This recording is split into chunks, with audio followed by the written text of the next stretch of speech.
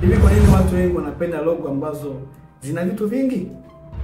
Sababu ya kwanza, kutoelewa maana ya logo and branding.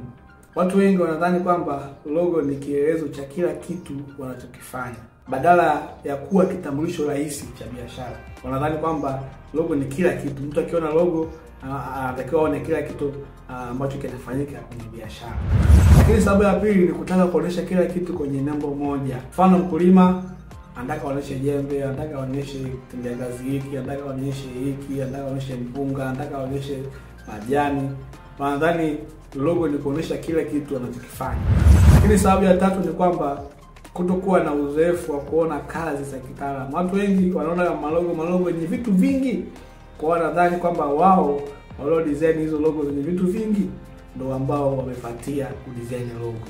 Kwa hiyo sababu ni kwamba hawajaona kazi ya kitaalamu. Mfano kazi ya kitaalamu, mfano kwenye mabrandi makubwa ambayo tunafahamu kama Pepsi, Coca-Cola, Apple, Samsung, Nike, ni logo ambazo ziko very simple, na ni sehemu ambayo tunataka tujifunze hata kwenye brand zetu, kwenye biashara zetu. Icons za logo zetu ndakawa ziwe simple, ili kwa ajili ya kutambulika kwa rahisi, lakini pia watu waikumbuke logo yako. Lakini sababu nyingine ni kwamba watu wanafanya hivyo kwa sababu ya maoni ya marafiki. Wanaendeshwa kwa maoni ya marafiki, kuambia kwamba fanya hivi, mweka rangi hii, hii rangi ni nzuri sana, niweka kitu fulani, unafanya kitu fulani, unafanya kitu fulani.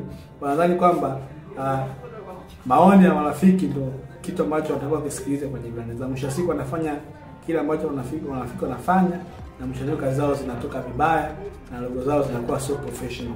Kwa hiyo hakikisha kabla kudesign logo kuna vitu vya msingi. Logo ndo icon, ndo biashara, ndo identity ya brand yako.